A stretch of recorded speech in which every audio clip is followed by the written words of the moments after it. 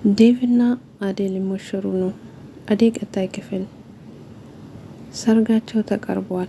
የሰርግ ልብሳቸውንም መርጠዋሉ። ሙዚቻቸውንም ሁሉንም ነገር ጨርሰዋል። ነገር ግን ባቡሬ ትንሽ ችግር ሳያጋጥመው አይቀርም። ባቡሬ ገጀራንና የቤዛ ወንድም ዳንን የለሊን የቤቱን ካርታ መልሱ እያለ ሁለቱንም አፋጦ እየጠየቀ ነው። ነገር ግን ባቡሬ የቤቱ ካርታ ወይንም ደግሞ የለሊ የቤቷ ነገር የት እንዳለ አያውቅም። ዳኒ ግን ያውቃል። ዳኒ ግን እህቴን ካልፈታችሁ፣ እህቴ ካልተለቀቀች አልሰጣችሁም፣ እንዲሁም ደግሞ አላውቅም እላለሁ ብለዋል። ታዲያ ቤዛ የታሰረችው በራሷ ጥፋት ለሊ ላይ ባደረገችው ነገር ነው። ታዲያ እንዴት አድርጎ መድኃኒትን የሚያክል የሰውን ሕይወት በእጁ ላይ የያዘውን ነገር ቀይራ ለሊ እንደዛ እንድትታመም ለሊ ዋጋ ያስከፈላት የሰራችው ቤዛ በወንጀሏ ሳትጠየቅ እንዴት ትፈታለች? እናም እህቴን ፍቷትና ቤዛ ትፈታ፣ ከዛ በኋላ አሳያቸዋለሁ እያለ ያስፈራራቸዋል። ነገር ግን ባቡሬ ሁለቱንም ይዞ አንድ ቤት አስቀምጧቸዋል። ምናልባት ይናገራሉ ብዬ እፈራለሁ። ግን የሆነ ሰው ተደብቆ ይሁን ፍቅር ተከታተላ ሄዳ ይሁን ብቻ ያችኛው የባቡሬ የቅምጥል ጉደኛ መቼም ቢሆን ባቡሬን ጨክና አትመታውም። ፍቅር ትመስለኛለች። ምክንያቱም የለሊ የቤቱ ካርታ ፍቅር እጅ ገብተዋል። ያንን ደግሞ ለመውሰድ ፍቅር የማታደርገው ነገር የለም። በፊትም አትወዳትም። አሁንም ደግሞ አስባችሁታል።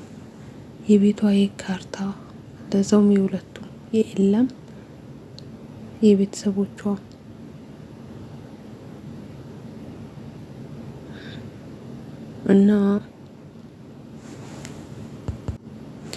እና ባቡሬ እሱን ሊቀበልላት ነበር። ነገር ግን የሆነ ሰው ባቡሬን ከኋላ ቤት ውስጥ ተደብቆ ባቡሬን መቶታል። ምናልባት ዳኒንም ገጀራንም ከፈቱት ግን ጉድ ነው። ባቡሬ የሆነ ነገር ባይሆንባት፣ ምክንያቱም ለለሊ ጥሩ ነው፣ ለለሊ ጠባቂዋ ነው፣ ለሊ አለ ፍራት ነው የምትኖሩ። ባቡሬ የሆነ ነገር ከሆነ ለሊ ዳግመኛ ትጎዳለች። አክስቷ መቼም በመከታተሉን አታቁምም። ገጀራ ለባቡሬ ስል ነው እየተዋት። ባቡሬ ከሌለ ግን ለሊን ያጠቃሉ ማለት ነው። ስለዚህ ባቡሬ የሆነ ነገር ባይሆን ጥሩ ነበር። ብቻውን ደፈረ። አንዳንድ ጊዜ ለጀግና ሰውም እኮ ጎበዝ ሰው አለ ይባላል።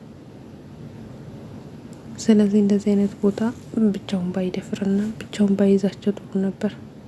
ምክንያቱም ምን እንደሚከተለው አይታወቅም። ለማንኛውም ባቡሬ እንደሚነቃና ያንን እንደዛ ከኋላ የመታውን እንደነገጀራ ዋጋ እንደሚያስከፍል አልጠራጠርም። ብቻ ከባድ ነው። ባቡሬ ሁለት መንገድ ላይ ቆሞ ነበር። ቤዛስ እንዴት ትፈታለች? የለሊ ነገርስ የቤቷ ካርታ መመለስ መምጣት አለበት እያለ እንግዲህ እንደዛ ሆኗል። ለማንኛውም ለሊ ወደ ደስታዋ ተመልሳ ነበር። መለሳ ደግሞ አሁን በዚህ ምክንያት እያሰበች እየተከሰች ነው። ገና ከይማማ አልዳነችም ጨርሳ።